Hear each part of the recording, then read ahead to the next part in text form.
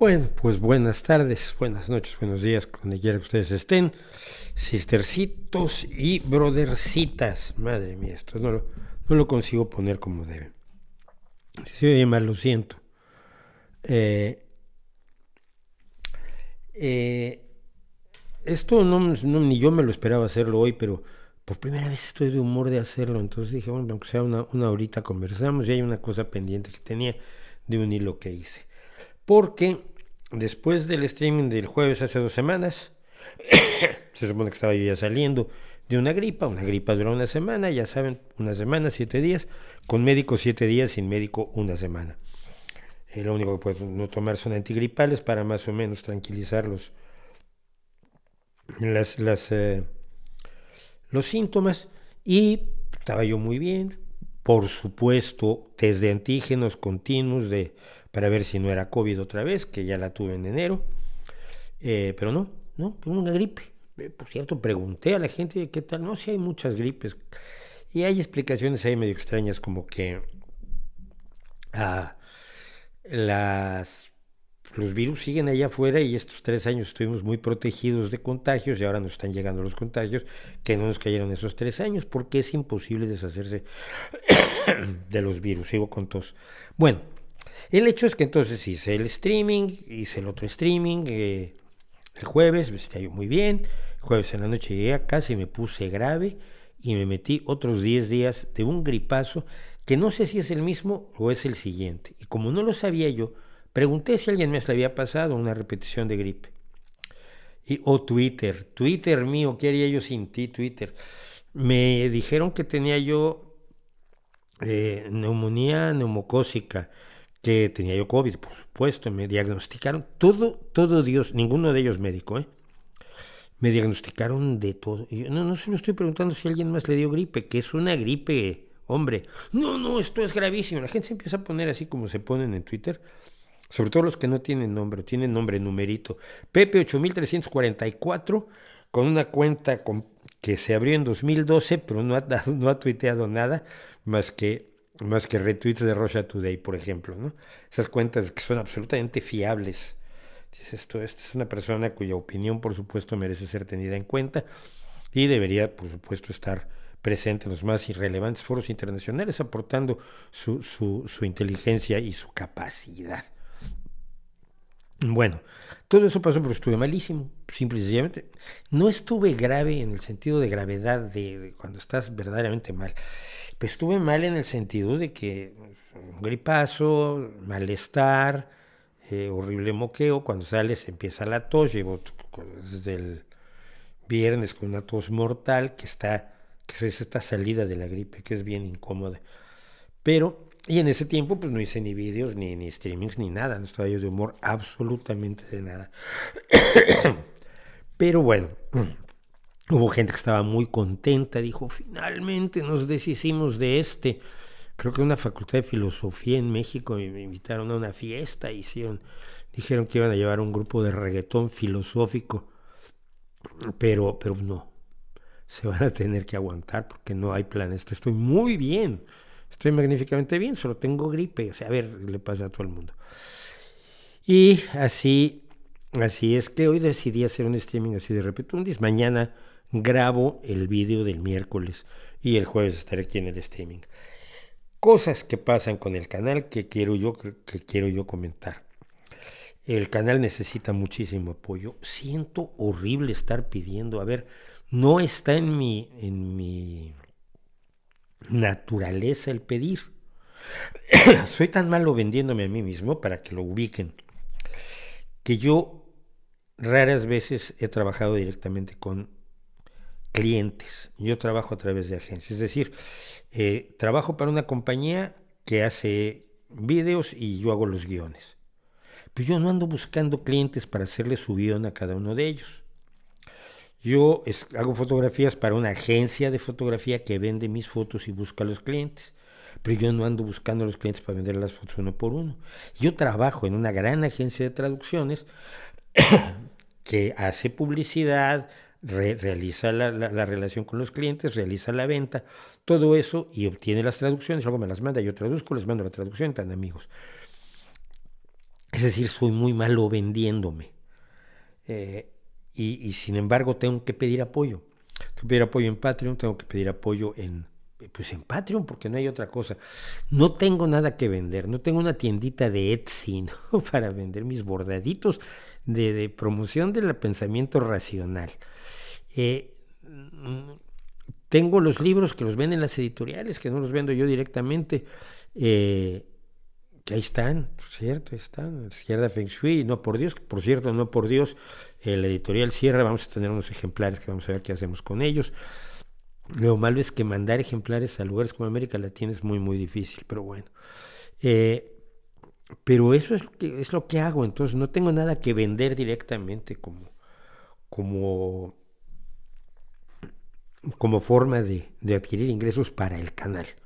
Y entonces lo único que necesito es el apoyo por la vía de Patreon, porque la publicidad vía YouTube pues es tremendamente dispareja y poco uniforme. Contado eso, bueno, ya que me están preguntando cosas, yo quería contarles una cosa en particular de un hilo que hice esta semana, de una de las cosas relevantes que ha ocurrido esta semana. Pero bueno, ya que me preguntan, tienes que hablar de China y la controvertida visita de Nancy Pelosi, pues que no hay nada que decir. China está convencida de que Taiwán es parte de su territorio, aunque para todo efecto práctico es un estado independiente que tiene su propio territorio, su propio gobierno, su propia población, su propia moneda, es decir, todas las características que nosotros exigimos para considerar que algo sea un país, una nación. Entonces todo eso lo tiene Taiwán. ¿Qué pasa? Taiwán siempre dijo también que todo China era suyo. Y la historia, esto es muy sencillo, la división nace a partir de la guerra civil en China, que termina en 1949, cuando el que era el presidente electo de China, Chiang Kai-shek, luchó contra las fuerzas populares, el ejército popular de Mao Zedong,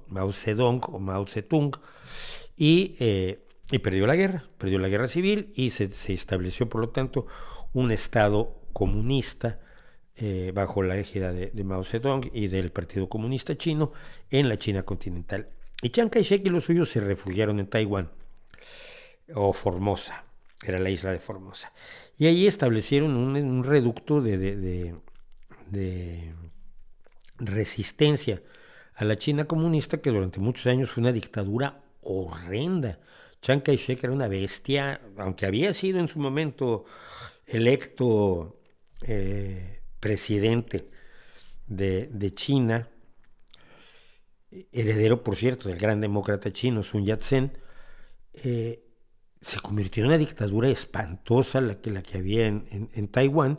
Y entonces, bueno, toda la gente inteligente pues estaba del lado de China. Mira, aún en el mundo entre dictaduras hay matices, y francamente lo que estaba pasando en China y el intento de construcción de una China comunista, popular, donde la gente tomara las decisiones, todo este cuento que contaron las revoluciones marxistas, pues sonaba mucho mejor que la dictadura de Chiang Kai-shek. Entonces la mayoría de la gente inteligente y razonable y decente apoyaba a la China comunista, a la China de Mao, contra la dictadura horrorosa de Chiang Kai-shek. Pero como le pasa a todo el mundo, algunos creen que nunca les va a pasar, pero les va a pasar. En 1975 Chiang Kai-shek murió. Y cuando Chiang Kai-shek murió, empieza a haber una serie de reacomodos dentro de Taiwán, donde se establece una democracia razonablemente funcional, donde se establece una serie de libertades y derechos que obviamente no se tenían bajo la dictadura de Chiang Kai-shek. Y entre 1975 y 2022, así es como se ha desarrollado Taiwán. 95, 75, 85, 95, 05, 15, son 47 añitos, que es un montón de tiempo. Pero China sigue diciendo, China continental sigue reclamando la propiedad y la soberanía sobre Taiwán. En ese sentido, como están las cosas en la actualidad, después de ver la forma en que tomó brutalmente Hong Kong y cómo ha destrozado el régimen de libertades que tenía Hong Kong, y cómo además infringió los compromisos que tenía de un país, dos sistemas, que asumió China cuando le entregaron Hong Kong, o cuando el Reino Unido abandonó Hong Kong, y la represión y el establecimiento de la dictadura china sobre Hong Kong, pues no hace muy alentador la idea de que lo haga también sobre Taiwán, simplemente porque parece que los taiwaneses no quieren. Y creo que esto es lo importante, los taiwaneses quieren estar como están, pues mira ya tú. Y en ese sentido, Estados Unidos toma la decisión de que la presidenta del Congreso, Nancy Pelosi, visite Taiwán. Y visite Taiwán como una forma de poner pie en pared ante los avances de China por todos lados. Hay gente que está muy contenta con los avances de China como potencia económica porque es un contrapeso a los Estados Unidos como potencia económica, y eso pues algunos consideran que es bueno, y en cierta medida probablemente lo es. Lo malo es que la depredación de China en sus créditos, en su economía, en sus préstamos, porque se ha basado todo el crecimiento de China en préstamos en África, en Asia y ahora en América Latina, cada vez más en América Latina, son créditos depredadores que hacen cosas que si tú... ¿Cómo se llama? No me acuerdo cómo se llama. Un puerto del que se hizo hace poco. Bueno, la historia es, son créditos que si el Fondo Monetario Internacional funcionara así, estaríamos en la calle con banderas por la soberanía de los pueblos.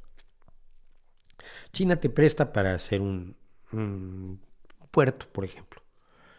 Y las condiciones son las condiciones económicas de cualquier préstamo. Pero China sabe que no lo puedes pagar. Y tú, como eres de esos gobernantes que hay siempre en el tercer mundo, que piden prestado sabiendo que no pueden pagar porque el problema ya lo tendrán otros que vengan después de ellos, pues aceptan el préstamo sabiendo que no lo pueden pagar. Llega el día en que se presenta China con la factura, oye, me debes la mensualidad, el abono de este mes, y el país en cuestión dice, no te puedo pagar. Y entonces China no dice, vamos a reestructurar la deuda. Ni le hace exigencias económicas, que es lo que hace el Fondo Monetario Internacional. No, tienes que cambiar esto y ser más ortodoxo y reducirle impuestos a los ricos y quitarle beneficios a los más pobres. No, lo que hace China es, págame, ¿no? Que no tengo. Bueno, dame el puerto. Me das el puerto durante 99 años y te perdono la deuda. Bueno, no es perdonarte la deuda, es realmente hacer efectiva la garantía, el embargar el bien objeto del préstamo y apropiarse de él. Es un crédito depredador. Si esto te lo hacen cuando compras tu casa, una mensualidad no la pagas, si vienen te quitan la casa o tu auto, pues tú sentirías que estás siendo víctima de un crédito depredador. Es lo que hace China, lo que ha estado haciendo China, apoderándose de espacios importantes de infraestructura en África, América Latina y Asia. Y Estados Unidos tiene interés también en hacer una contraposición de fuerza a este crecimiento de China, que lo ve preocupante, y que no creo que sea una cuestión de tomar partido a favor de China o de Estados Unidos, pero es que los créditos chinos son aterradores y están usando el dinero como lo usa Arabia Saudí para ejercer el poder sin ninguna calidad humana ni por supuesto ningún asunto ideológico. Porque aquí China no está tratando de imponer el socialismo en ningún lugar del mundo. Les da igual. Lo que quieren es ser la gran potencia mundial. Bueno. Y es por eso que Estados Unidos envía a la presidenta del Congreso, a Nancy Pelosi, a una visita allí sabiendo que China se va a enojar. Y China se enoja y en este momento tiene maniobras militares todo alrededor de Taiwán y las va a tener durante largo rato. ¿Se atreverá a invadir? No lo creo, porque si no ya lo hubiera hecho. Dudo mucho que lo vaya a hacer, pero es una fuente de tensiones y ha sido una fuente de tensiones durante los últimos 70 años, ¿no? 73 años.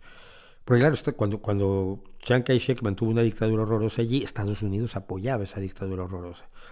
Entonces, poco más se puede decir. Estamos ante lo que es verdaderamente una lucha de poderes, donde ese bueno que ningún poder sea hegemónico, por lo menos es bueno para los que no somos poderes hegemónicos o para los países que son los que acaban pagando los préstamos, ¿no? Yo no creo que sea una cuestión tampoco de tomar posición, pero sí me llama mucho la atención aquellos que están poniéndose del lado de China como si esto fuera un asunto de soberanía, un asunto de moral y cosas por ese estilo, que aquí no juega absolutamente nada.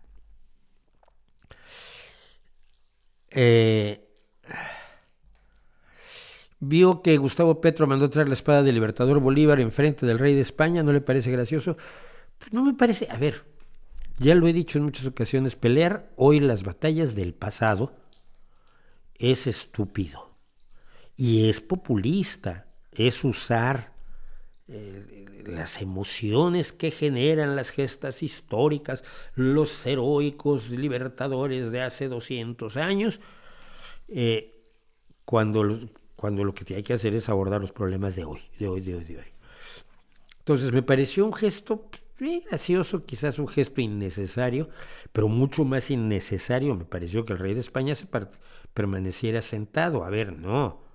Estás en la toma de posesión de un presidente que tiene ese país debido a que Bolívar fue el libertador, te guste o no.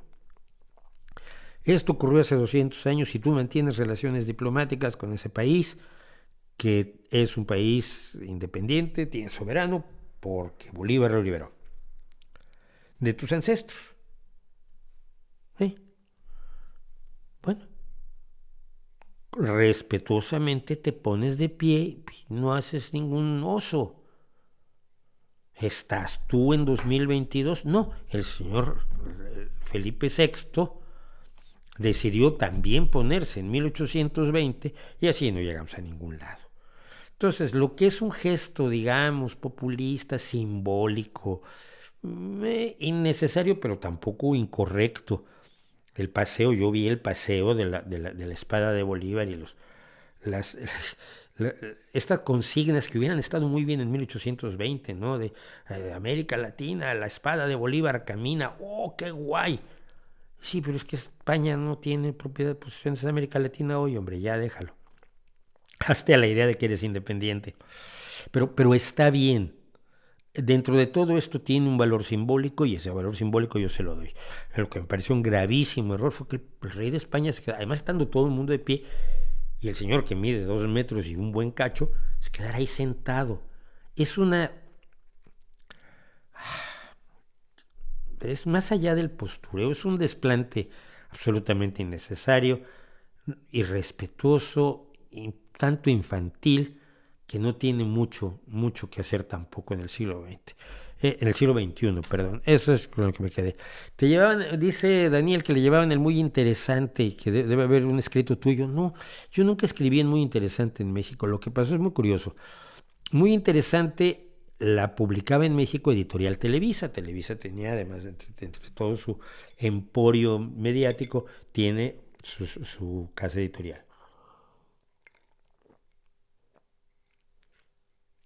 Y precisamente porque es un emporio mediático, tenía cierta independencia con respecto a Muy Interesante España, es decir, les compraba la cabecera, les compraba los artículos, pero ya maquetaba y armaba y hacía como quería y cambiaba lo que quería Editorial Televisa.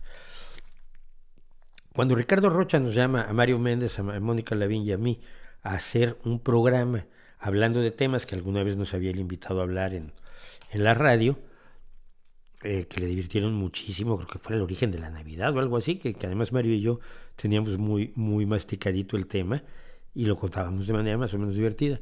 Entonces nos dijo, hagan un programa de radio. Entonces le dijimos, ¿sí, cómo no? Entonces dijo Rocha, hablé con la gente de Editorial Televisa y nos prestan el nombre Muy Interesante a cambio de publicidad. Entonces el programa de radio que hacíamos nosotros pasó a llamarse Muy Interesante, como un préstamo de la revista, pero sin que tuviera nada que ver con la revista, y a cambio de ello, en cada emisión, de lunes a viernes, nosotros invitábamos a la gente a comprar la revista y mencionábamos algunos de los artículos que tenía, que eran buenos y siguen siendo buenos y ya, pero nunca nos invitaron a escribir. Muy Interesante, el trato no tenía nada que ver por allí.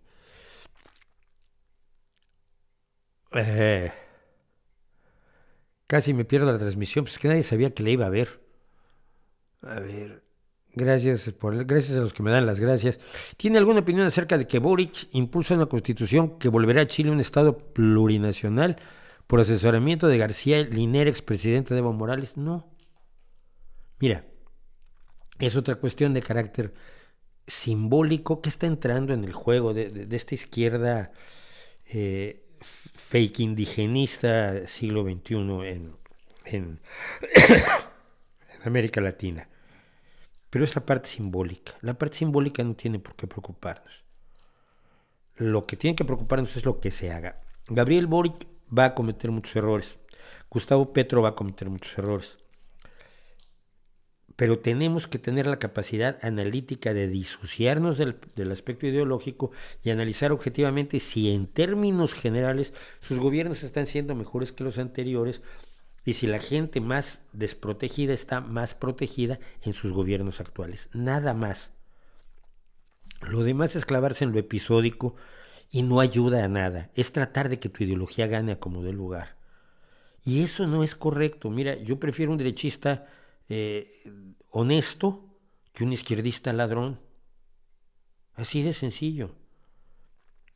Yo prefiero un demócrata de derecha que un fascista de izquierda, que un autoritario de izquierda enemigo de la democracia. Entonces, lo que tenemos que ver es el resultado de los gobiernos de Boric y de Petro. Yo no tengo... yo quiero tener esperanzas, o por lo menos quiero ser optimista y no condenarlo antes por lo episódico, por la espada o porque puso la palabra plurinacional allí, o por cuestiones meramente escenográficas, que es parte de la escenografía que se está construyendo, parte de la izquierda latinoamericana. Pero las cosas se ven y se analizan en cuanto a los resultados para la gente. Y mientras eso no empiece, esto de estar condenando o exaltando a Boric y a Petro en estos momentos, pues me parece que es parte de un juego muy perverso de ideologías.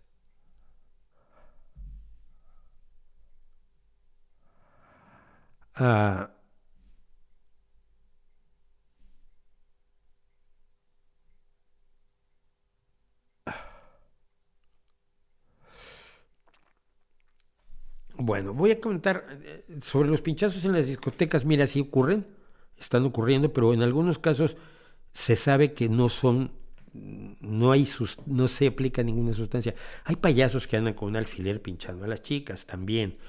Este tipo de fenómeno, esto comenzó en Inglaterra, por cierto, y lo comentaba yo con mi sobrina, que como ustedes saben estudia en Inglaterra. Este fenómeno, esta forma de agresión comenzó en el Reino Unido, no me acuerdo, además ni siquiera en Londres, luego se extiende a Londres, luego se extiende a España. Y es en gran medida una estúpida modita. Obviamente hay casos en los que se trata de drogar a una chica para abusar de ella sexualmente, lo cual es terrible, y lo cual es absolutamente condenable. Y no es una hipótesis no comprobada. Hay casos, están comprobados. El caso es que no todos los casos son iguales. Esto es lo que sí hay que tener y matizar, sobre todo para no crear el pánico. Sobre todo para no crear el pánico, porque somos muy dados a crearnos pánicos. Quería yo hablar de una cosa hoy, que ya llevo 34 minutos hablando, esto es totalmente absurdo. Es que andan muy activos en España y ganando mucho dinerito, porque esto se trata de eso, ¿eh?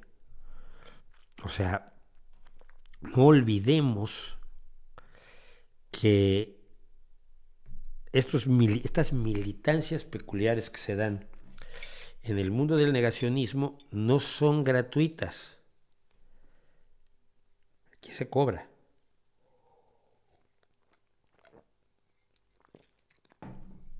Cuando a ti te están siguiendo 100,000 personas en Telegram, donde les cuentas que hay grafeno en las vacunas, porque siguen con esa historia, siguen sin demostrarlo, y además todos los que estamos vacunados estamos magníficamente bien, pero tienes a cientos de miles de personas que te siguen y les pides que te pongan €1 en Patreon, pues 200,000 personas que te pongan €1 a la semana son 200,000 euros al mes.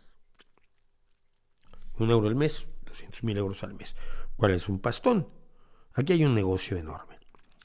Y hay un negocio enorme en el que además está empatando con movimientos de ultraderecha. Vamos a hablar el jueves del caso de una doctora austriaca, de una médica austriaca, defensora de la vacunación, defensora de las campañas de vacunación, que fue realmente perseguida por los negacionistas amenazada brutalmente. Hay amenazas que uno sabe que no tienen ningún sentido, que no tienen ninguna validez. Te voy a romper la cara. ¿Qué? ¿Dónde y a qué hora nos vemos? A ver si tienes manos. Es muy distinto eso cuando alguien detalladamente te dice, mira, tus hijos están en esta escuela, tú entras y sales del trabajo a esta hora, te voy a abrir en canal y te voy a hacer esto y te voy a hacer el otro. Y esto lo repite y lo repite y lo repite. Esto ya no es el mal llamado discurso de ay, me dijo que me iba a matar. Sí, me dicen que me van a matar varias veces al año. Pero hay amenazas que la propia policía puede ver que tienen sustento. Curiosamente, el que estuvo persiguiendo más a esta doctora fue un neonazi alemán. Y esta doctora acaba de suicidarse porque la policía no le hizo caso. La policía austríaca. Y a mí me parece esto gravísimo. Entonces, se acaba de dar el caso de que una bestia parda llamada Alex Jones, un conspiracionista de la ultraderecha nacionalista cristiana blanca, neonazi estadounidense, antisemita, misógina, homófoba y psicopática, ha sido condenado a pagar alrededor de 50 millones de dólares de una fortuna que se le calcula en alrededor de 370 millones de dólares a los padres de unos niños. La historia es la siguiente, porque tiene mucha amiga. Este personaje ha estado promoviendo todo tipo de teorías de la conspiración. Él se hizo famoso, creo que fue hacia 1998, con el mito o la conspiración, o el cuento del nuevo orden mundial, una conspiración que hemos desmontado, analizado y disecado con enorme cuidado en este canal. Se los recomiendo el video que hicimos sobre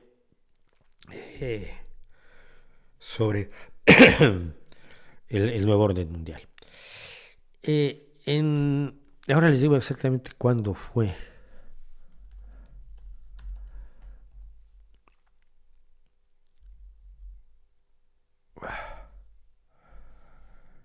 El 14 de diciembre de 2012, hace 10 años ya casi, un loco entró en la escuela primaria de Sandy Hook, en Newton, Connecticut, Estados Unidos, y mató a 20 niños de 5, 6, 7 años de edad y a 6 de sus profesores y del personal adulto de la escuela. Es una de las matanzas más horrendas de la serie inacabable y continuada de matanzas en escuelas en los Estados Unidos. Matanzas contra las cuales además el Partido Republicano no ha querido hacer absolutamente nada. Se le ocurrió la idea de poner policías dentro de las escuelas. Esto ha sido incluso peor. Ahora los policías arrestan a los niños. Pasan cosas aterradoras, pero no nos vamos a ir por allí. Y cuando se dio el asesinato, la matanza de Sandy Hook, cuando tienes 20 niños muertos, evidentemente hubo una reacción social más intensa que en otras ocasiones.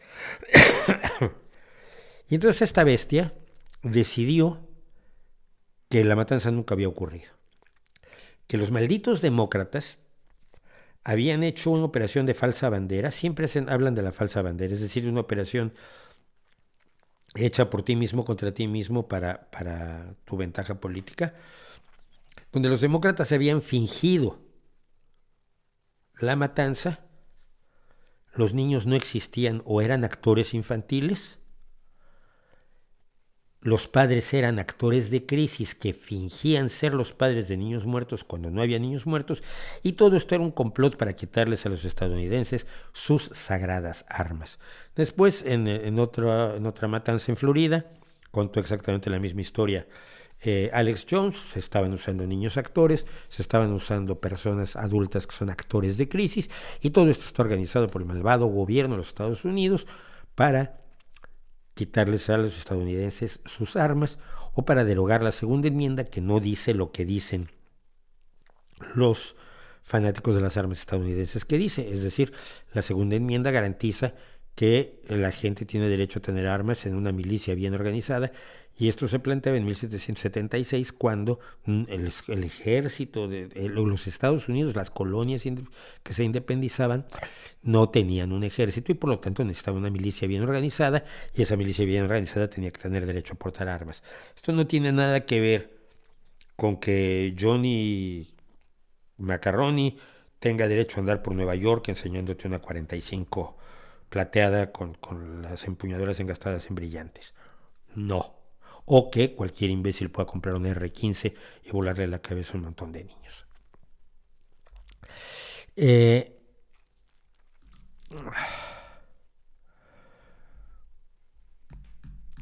Permítanme.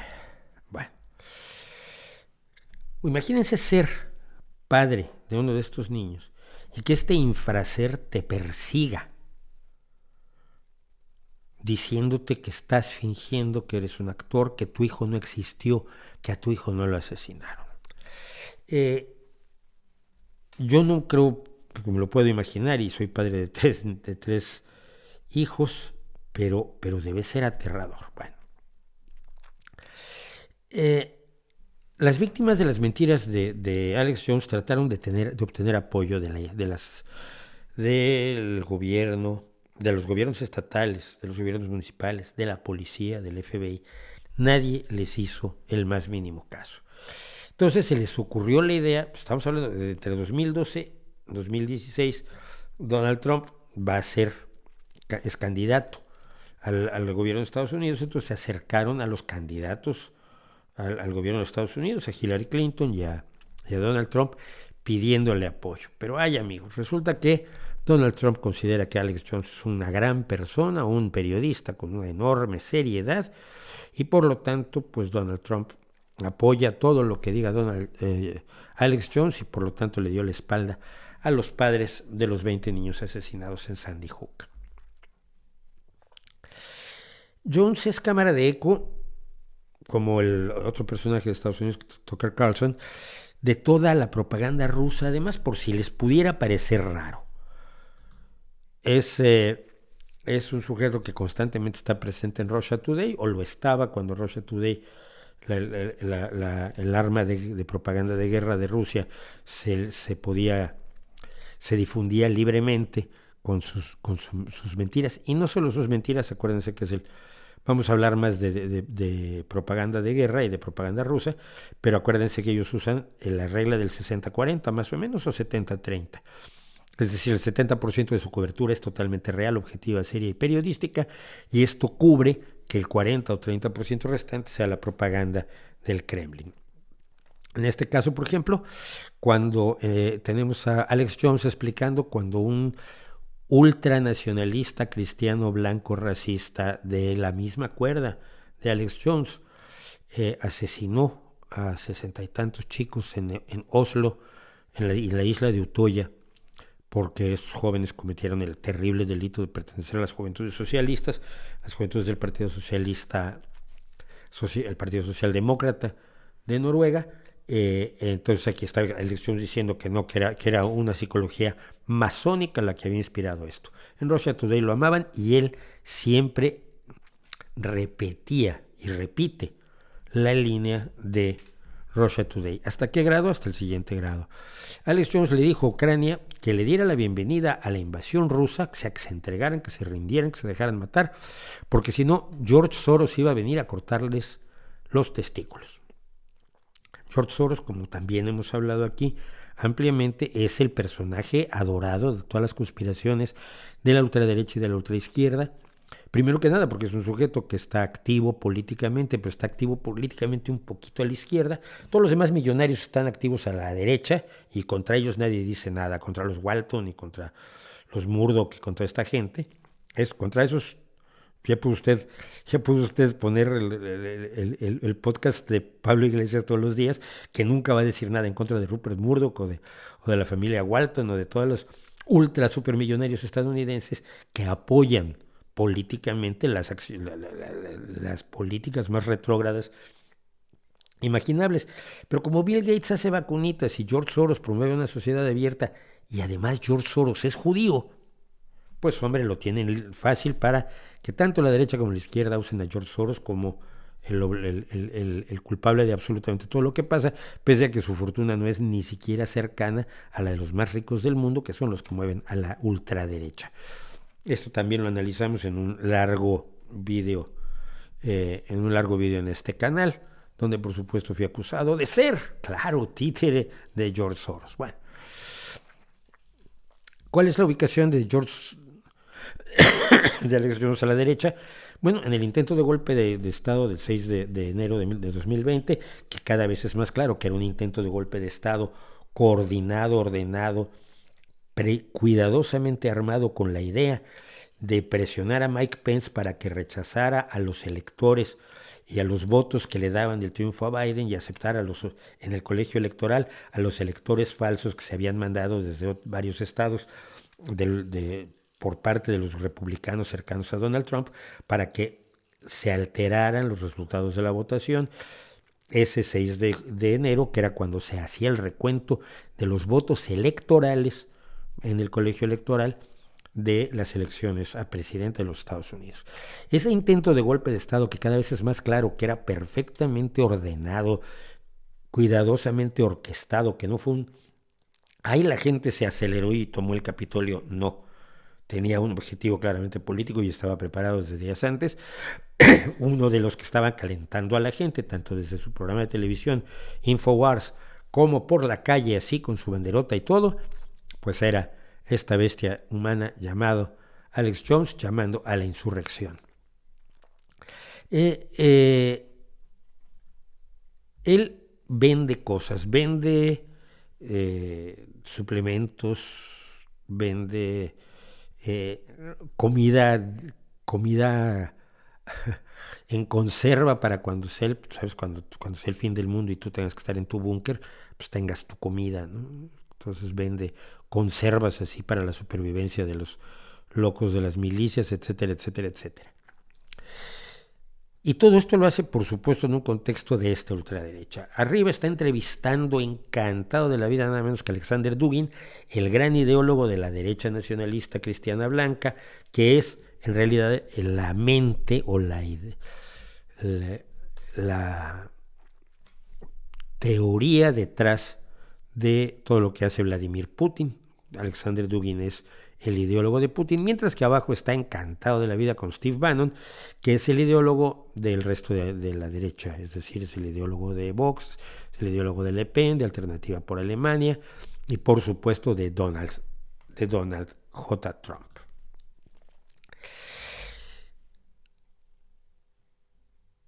La conspiración de Sandy Hook, que es la con la que lo están enjuiciando ahora, lleva un juicio, creo que faltan otros dos de otros padres que también lo han demandado por la difamación, que es acusarlos de fingir tener hijos muertos. La conspiración parece incluso inocente porque se está jugando con otras cosas, se está jugando realmente con proyectos para la toma del poder y no para la toma del poder en unas elecciones limpias y directas donde se propongan ideas y el electorado vaya y meta su papelito en la urna y luego contamos los papelitos de las urnas y el que gana ya es el que manda. No, aquí hay una estructura destinada a la toma del poder por cualquier medio posible para una derecha neonazi que cada vez se disfraza menos y que cuando tenga el poder hará lo imposible por no soltarlo, y el caso del golpe de Estado del 6 de enero de 2020 me parece un ejemplo clarísimo. Y eso es lo más importante de esto. Ante los juicios a Alex Jones es preguntarnos por qué no hay juicios aquí a la gente de Quinta Columna, por decir un ejemplo, a la gente de Javier Negre, a la gente que está haciendo exactamente lo mismo, que está contando las mismas historias. Además, todo esto, por supuesto, empapado de antivacunismo y anticiencia y antiinteligencia y antiintelectualismo, promoviendo el miedo. Y aquí siguen teniendo la más absoluta impunidad en YouTube, en sus canales de Telegram, en sus constantes intervenciones públicas, reuniendo a personas a las que engañan, emocionan, aterrorizan, les sacan dinero y además incluyen dentro de un proyecto que es lo que llaman la guerra híbrida de la ultraderecha, donde buena parte de la guerra no se lleva a cabo a tiros, sino se lleva a cabo en la propaganda, se lleva a cabo en la cabeza de la gente cuando los convences durante años de algo. Puede ser lo que sea, los convences durante años de que todo lo que pasa es un complot comunista. Esta fue la guerra híbrida de la derecha contra la democracia, por ejemplo, durante la segunda mitad del siglo XX en América Latina. La derecha acusaba de comunista a todo demócrata, a todo medianamente liberal, a toda persona que deseara derechos y justicia, lo acusaba de comunista. Y todo el mal era de los comunistas. Y entonces tienes gente que te dice que el aborto es un proyecto de los comunistas. Pues no tiene nada que ver. Es otro área de debate ideológico, pero no tiene nada que ver. Russia Today se dedicó a convencerte de que estaban matando a rusoparlantes en el Donbass. Y si te lo dicen de 2014 a 2022, pues bueno, para 2022 hay mucha gente que se lo cree sin haberlo cuestionado nunca. Lo que está pasando no es un fenómeno que esté pasando allá, no es el fenómeno de Alex Jones allá en Estados Unidos, es un fenómeno que está ocurriendo aquí y ahora en nuestros propios países. Ni siquiera tiene que ser una derecha abiertamente nacional cristiana. Es parte de un embate en contra de la democracia que parece muy legítimo porque la democracia tiene muchos problemas, pero que al final resulta muy ilegítimo porque todas las opciones que tenemos en la democracia son peores. Y esto es lo que muchas veces se nos olvida cuando enfrentamos el hecho de que luego elegimos a cada tipo y luego nos traicionan las personas a las que hemos elegido y los problemas no se resuelven o no se resuelven a la velocidad que queremos y de pronto pensamos en las soluciones fáciles y rápidas que ofrece el populismo y que generalmente son antidemocráticas. Ojalá, yo espero simple y sencillamente que la ley empiece a hacer lo que tiene que hacer en el mundo para evitar la impunidad de quienes están vendiendo mentiras para alcanzar el poder. Y así de simple. José Luis González, explica lo de la espada de Bolívar, no se hizo con el fin de provocar de manera alguna el rey de España. No creo que se haya hecho tampoco por eso. O sea, se pelea la guerra del pasado, pero en la mente de la gente del pueblo tuyo, ¿no? Se hizo porque el ahora expresidente Duque se negó a dejar salir la espada de la casa de Nariño. Bueno, está muy bien. En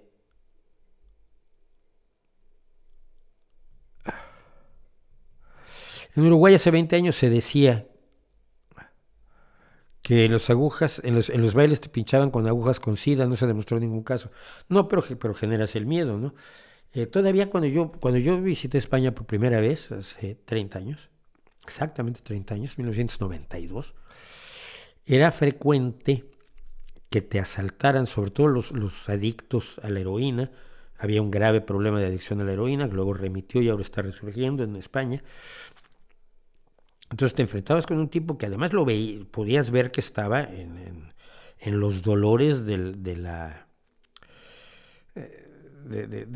síndrome de abstinencia, con una jeringuilla, como se llama en España, y te atacaba con eso, y te decía que la jeringa tenía sida. Tú podías arriesgarte a que no fuera cierto. ¿Quién lo iba a hacer, no?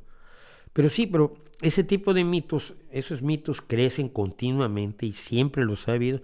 Y yo no sé, debería dedicarnos los espacios informativos a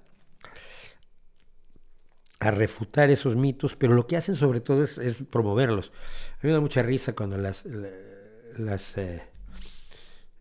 programas, los informativos de televisión. La última locura es tirarse por la ventana Si es una locura, ¿por qué le estás informando? Para que más gente estúpida lo siga. No lo entiendo ya.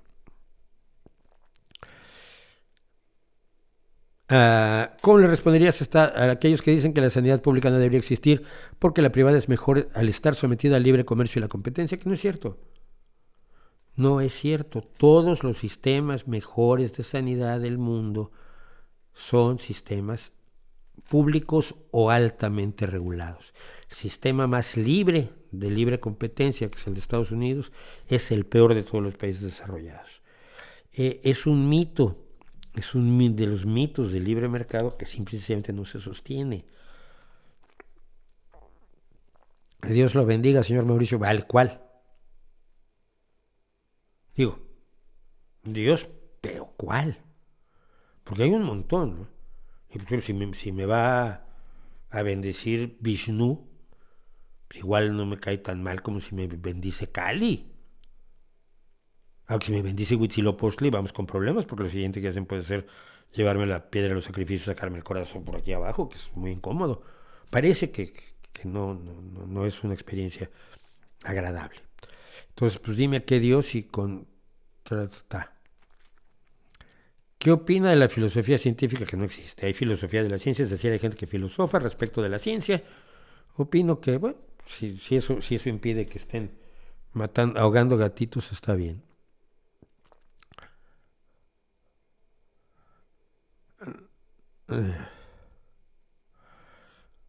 Gracias por el superchat a Francisco González. Yo no conozco la noticia donde el Papa reconoce nada diciendo que Dios no es un mago, entonces no puedo opinar al respecto. Si me das la noticia, igual la puedo comentar otro día.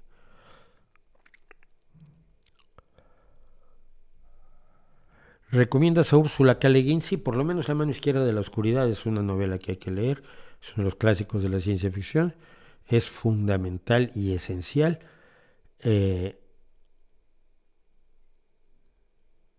Y eso. ¿Qué dice alguien aquí? Una de mis fantasías recientes es un espacio en prime time contigo y Nieves con Costina. No sé quién sea Nieves con Costina, qué barbaridad. Bueno, dije que iba a ser más o menos una horita, he hecho más o menos una horita hablando de cosas. Hay mucho más de lo que hay que hablar.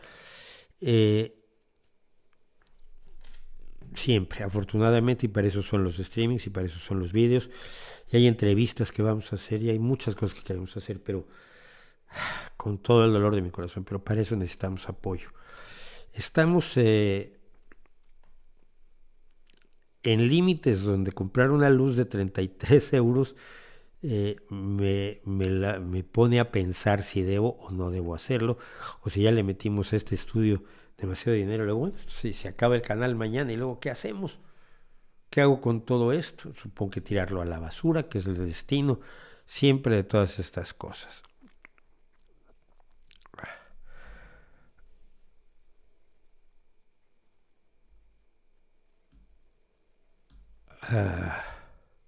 Bueno, y nada, creo que es todo. Apoyen al canal si pueden. 1 euro al mes. Fíjense, en este momento somos increíblemente 208 personas. 208 personas con 1 euro al mes pagan casi el alquiler del estudio, que son 350 euros. Pagan más o menos la mitad del estudio. Y es un montón, 1 euro al mes. Con 5 euros al mes no solo pagamos esto, sino pagamos un montón de cosas, pagamos internet, pagamos las cosas que hay que estar comprando, pagamos la nueva cámara, necesitamos una cámara nueva. En esta, digo, no creo que tengamos una cámara en la que yo salga más guapo, pero hombre,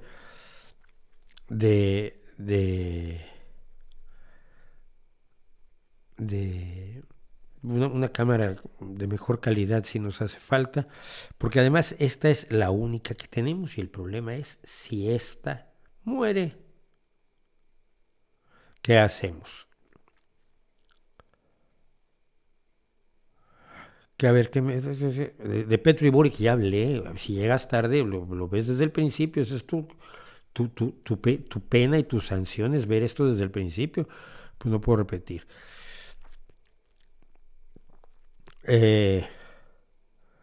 Hay corrientes filosóficas que dicen que la filosofía es un saber de segundo grado respecto a la ciencia y desde esa premisa analizan la realidad. ¿Qué le parece? Me da igual. Hay corrientes filosóficas que dicen que la realidad no existe. Pero todos los filósofos que se dieron esas corrientes filosóficas comen todos los días.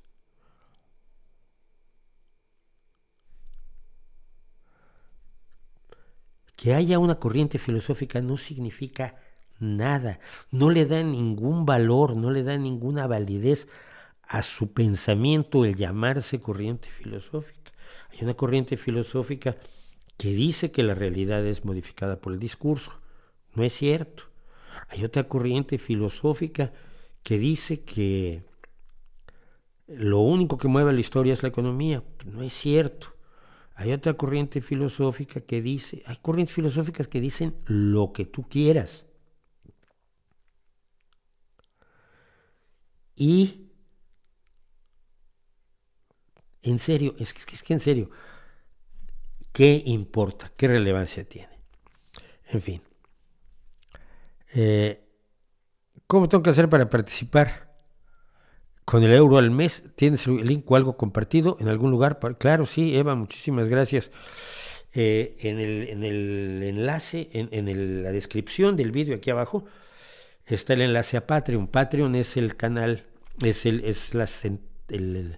la plataforma que nos está manteniendo un montón de creadores en la música, en el arte, en la literatura, en la pintura, en todo, en los vídeos, por supuesto. Y Patreon es enormemente confiable, primero que nada porque lo que cobra de comisión es muy poquito, segundo porque lo hizo un personaje que vive de YouTube, de la música, que es Frank Conte, que es el director de Pomplamoose, un grupo musical maravilloso del que he hablado en varias ocasiones. Y entonces pues es una plataforma que me da toda la confianza del mundo. Y puedes aportar 1, 3, 5, 10, 15, 500, 200 mil o 7 millones de euros al mes. Lo que tú quieras, tú decides. Se llama Patreon y el enlace a mi cuenta de Patreon está aquí abajo en la descripción del vídeo. Muchísimas gracias. A ver esto rápido, vamos a ver. ¿Recomiendo leer a la escritora de ciencia ficción Joanna Ross? Sí, yo recomiendo leer a todos. Joanna Ross la recuerdo vagamente, hace mucho que no la leo.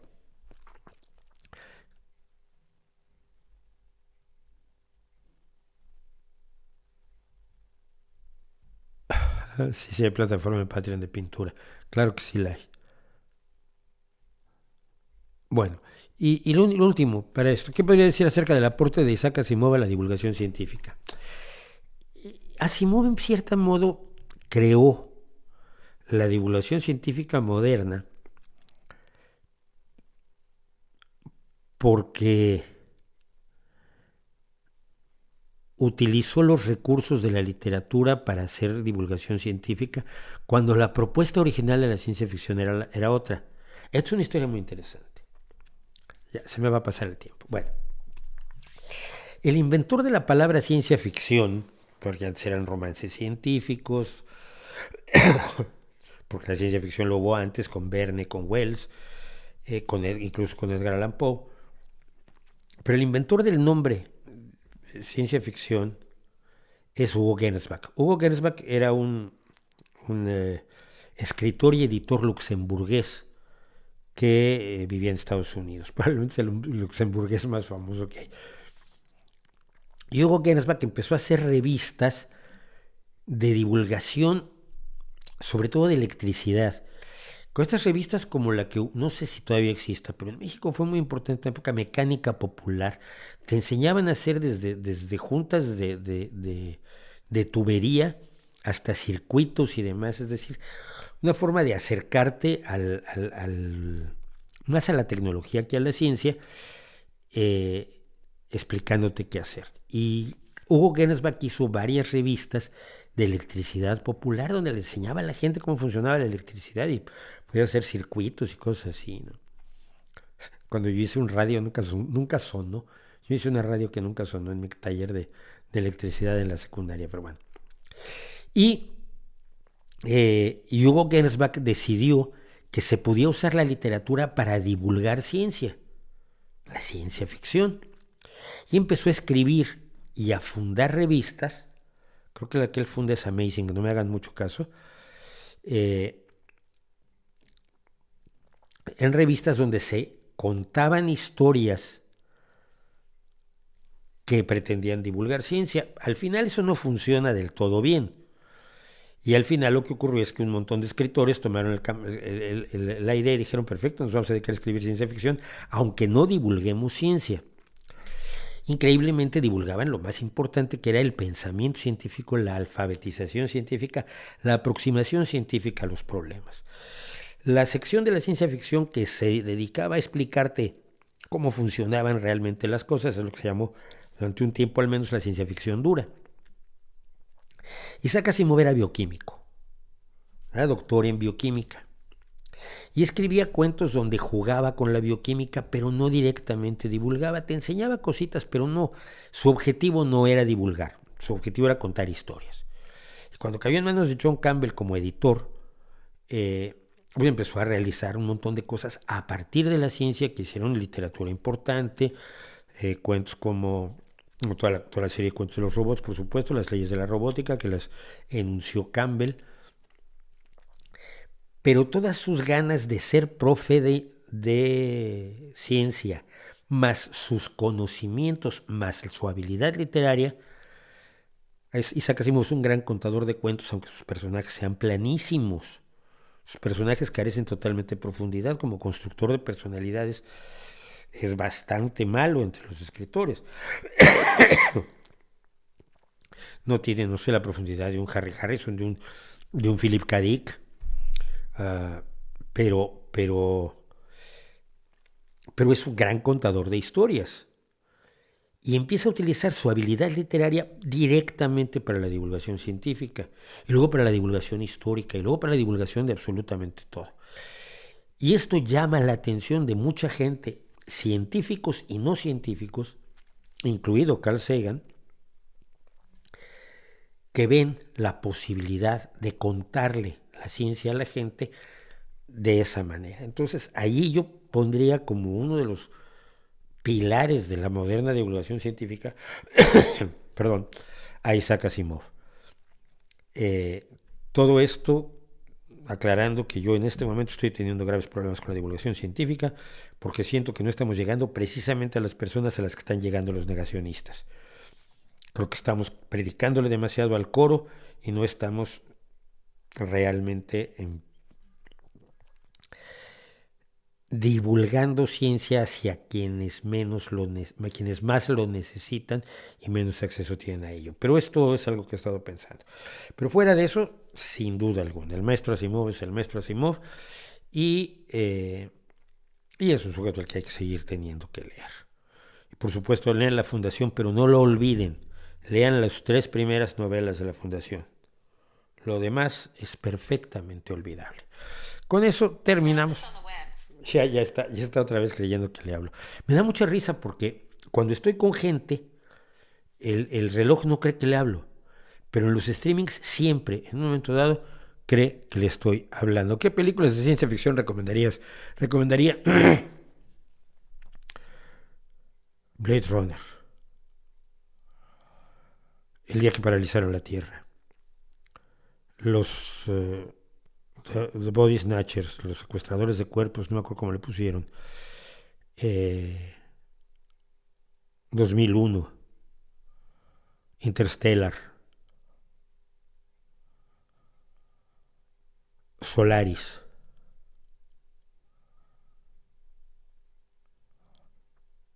El Quinto Elemento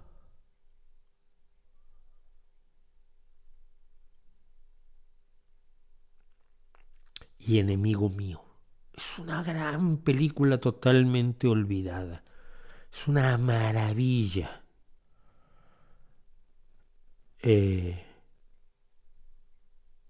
Habrá 20 o 30 más que debiera yo mencionar, pero con esas tienes una filmografía inicial interesante.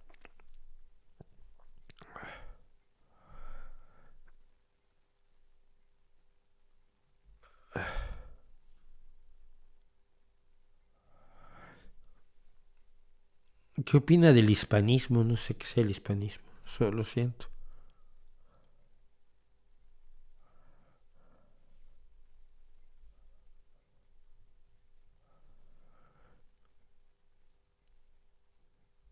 Ah, 12 monos, por ejemplo, es una excelente película.